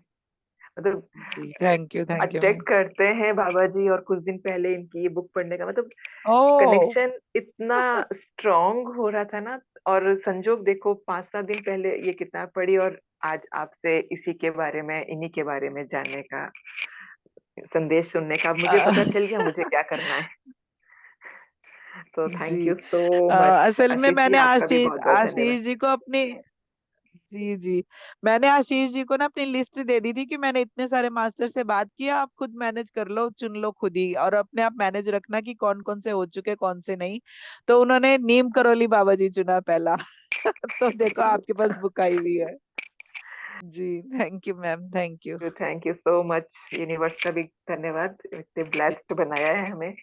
जी, और बाबा हेमा जी जी का अनम्यूट, धन्यवाद। हेमा जी अनम्यूट करिए। आत्मबंधन मैम। आत्मबंधन। आत्मबंधन मैम, आपकी तो ऑटो राइटिंग जितनी सुनो उतनी कम है। कुछ नहीं। नया ही मिलता है मैम। जी मैम, आज थैंक यू। आज भी मॉर्निंग में भी मैं काम कर रही थी, तो आपका लास्ट उसमें ब्रह्माष्टमी में जो हुआ था, मैंने लगाया हुआ था कान में। काम करते करते सुना तो काफी अच्छा लगा मैम, टचिंग थी आपकी ऑटो राइटिंग। जी जी कुछ नया ही मिलता है मैम सीखने को। जी, thank you thank you thank you Hema. Thanks uh ये हेमा और लॉट। गरिमा जो है स्टेटस देख के ही शायद आए हैं, है ना। दोनों ज्वाइन हो जाओ यहाँ यस पे। मैम। आ, मैम, दोनों आपका यहाँ ज्वाइन हो चेक जाओ। करती रहती हूँ मैं। स्टेटस चेक ठीक करती है। रहती भाई हूँ मैं मुझको आपका। भाई मुझको भी अपनी नहीं, टीम बनानी है ना, तो टीम कैसे बनेगी जब तक आप लोग ज्वाइन नहीं होंगे तो। ठीक है कर लेते हैं सर। अच्छा थैंक मैम, यू। मैम आपको एक चीज बतानी थी और सबको भी बतानी है कि मैंने एक नया टॉक शो शुरू किया है और उसके 3 एपिसोड हो चुके हैं। एक ध्यानी का सफरनामा, अपनी कहानी अपनी जुबानी। आप आइए मंच में। आपने कब शुरू किया, कैसे शुरू किया, कैसे ध्यानी बने, क्या क्या हुआ, अपनी कहानी अपनी जुबानी आके बोलिए। आपकी लाइफ में क्या चेंज आया, आप कब जुड़े, कैसे जुड़े, वो सब है ना। वो सब जुड़े हैं और फिर आप जो है कि मतलब पितामह के साथ कैसे आए, पीएसएसएम में कैसे आए, पितामह के क्या असूल आपको अच्छे लगे, कौन सी चीज आपको ऐसी अच्छी लगी जो आप उनके सब वो फॉलोअर्स बन गए और आप लोगों को फॉलो करवा रहे हो। वो सब चीजें मतलब अपनी दिल की बात आप बाहर निकाल दो। जो चीज आपके अंदर है वो पूरी निकाल दो, बचपन से लेके कबड्डी खेलने के समय से, कंचे खेलने के समय से लेके ध्यानी बनने तक की। जी। आप लोग आइए, अपनी कहानी शुरू करिए। मैंने 3 एपिसोड बना दिए हैं, 3 एपिसोड मैंने रिलीज कर दी है। हमारे उसमें यूट्यूब में भी है, ग्रुप में भी है। इसीलिए कह रहा हूँ ग्रुप में जुड़ जाओ, फायदा होगा और उसको देखिए। और मैम इसमें जो है आपका भी एक सेशन होना है, अपनी कहानी अपनी जुबानी। सर मेरा सेशन लोगे तो बहुत लंबा हो जाएगा। कोई बात मेरी नहीं, अच्छा कहानियां है, लंबी लंबी। अच्छा है, अच्छा है। पार्ट 1 पार्ट 2 कर मैम देंगे की फिर। सीरीज बन जाएगी, सीरीज 1 फिर 2। पार्ट 1 पार्ट 2 कर देंगे। जी। आप ही की वजह से तो ये काम शुरू हुआ है मैम, आप कहाँ हो। आप ही ने ओपनिंग कराई थी, आप ही ने जो है कि बर्थडे जी। क्लोजिंग कराई थी और आप ही के सारे सब चल रही गाड़ी। पत्री जी अरे सर नहीं, नहीं। नहीं सर, पिता। पत्री जी कहीं ना, पितामह ने कह दिया आपको। अब आप जी समझिए, आप ठीक मुझे है। डेट और टाइम दीजिएगा। ये पितामह बोल रहे हैं, मैं नहीं कह रहा, पितामह ने कह बिल्कुल दिया। बिल्कुल। पितामह का आदेश होगा तो पक्का हो जाएगा काम आपका। पितामह ने कह दिया है ये बात। जी सबको आपकी थैंक कहानी यू और सर। आपकी कहानी आपकी जबानी सबको पता चलनी चाहिए। पितामह ने कह दिया बिल्कुल कि मेरा सोल पर्पस यही है, बिल्कुल सबको सर वो। लेके, सबकी कहानी सबको पहुंचानी है, घर घर तक बिल्कुल सर। पहुंचानी है। बिल्कुल, और आप अपने पर्पस पे आ चुके हैं अब। रफ्तार हो रही, रफ्तार। जी जी। जट की रफ्तार है भाई ये। इनका भी ये जी। सेशन आ रहा है, ये अनुपमा जी का भी सेशन आ रहा है 1-2 दिन में। अच्छा। तो गरिमा और हेमा, आप लोग भी अगर कुछ कहना चाहो तो कह सकते हो, उसमें बना लो, एक स्क्रिप्ट बना लो अपनी, है ना। स्क्रिप्ट चाहे नहीं बनानी थोड़ा है, ही सही। स्क्रिप्ट कुछ नहीं बनानी है, जो दिल में है उसको निकाल के बाहर कर दो बस। हाँ मोटा तो वो मोटा पॉइंट अपने, मैंने बता सर दिया है। वो पॉइंट पॉइंट वाइज बना के ही बात कर पाएंगे ना, उन्हें अपने लिए तो पॉइंट बनाना ही नहीं पड़ेगा। बनाना है, पॉइंट वाइज चलेगा ही नहीं। जब आप पॉइंट वाइज बना भी लोगे तो जब आप सामने आओगे ना वो सब भूल जाओगे। उस समय जो चीज निकले वो बोल देना कि मेरा परिवार ये था, मेरा बचपन ये था, मेरा ऐसा हुआ था, सर मैंने ऐसे ऐसे सब, खेला था। ऐसे ना कैमरा, और सब सब कैमरा फ्रेंडली नहीं होते हैं सर। थोड़ा सा लिखना है वो अपने लिए, वो कर लेंगे अगर करना होगा चले तो, है ना। कर लेंगे, अपनी डॉक्टर तैयारी साहब आप ने कर लो, कैमरा, अपनी आप तैयारी कर लो। डॉक्टर साहब ने कैमरा ऑन किया है शायद। थैंक यू गरिमा और हेमा। डॉक्टर थैंक साहब यू। नमस्कार। नमस्ते सर। सर मैम को कुछ बताइए। बस मैम का बहुत एक्सपीरियंस शेयरिंग बहुत ही अच्छा था, बहुत ही संवर्णमा। और बाबा का के बारे में बहुत जानना चाहते थे, आज पता लग गया काफी कुछ। अ, अभी तक केवल जी दूर से पढ़ रहे थे, तो बहुत ही अच्छा रहा मैम का।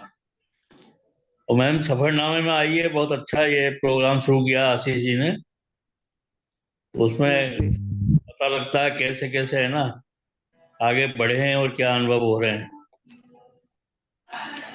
सर तो मैं मेरे जो तो शुरू के अनुभव थे वो तो बहुत ही पावरफुल थे।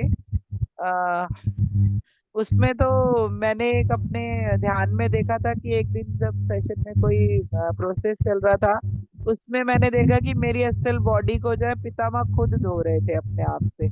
उसमें एक प्रोसेस था कि वो बॉडी जो है धो रहे थे पितामह खुद, बाल्टी में नीले पानी में, वो मैंने खुद देखा अपना। तो मेरे तो बहुत ही अच्छा एक्सपीरियंस है पितामह के साथ। और अभी भी वो हमेशा जब भी मेरा सेशन होता है मैं इनवाइट करती हूँ और वो मुझे सामने बैठे दिखते हैं अक्सर।